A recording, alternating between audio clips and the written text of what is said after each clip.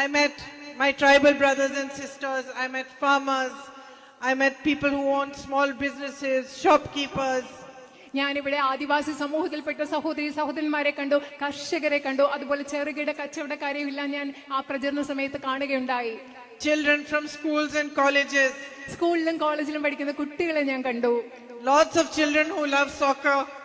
അത് മാത്രമല്ല, ഒരുപാട് ഫുട്ബോൾ ഇഷ്ടപ്പെടുന്ന ഒരുപാട് കുട്ടികളെ ഞാൻ കണ്ടു. But this is just the beginning. I want to come to your homes. I want to meet as many of you as possible. I want to reach out to as many of you as possible.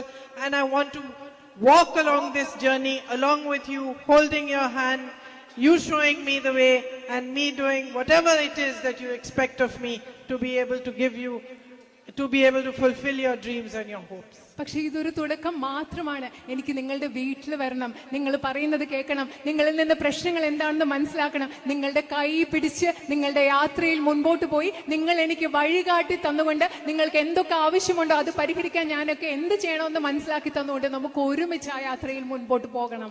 So thank you once again for all the love you are giving me. I hope that in the next 5 years you will also realize that I love you just as much.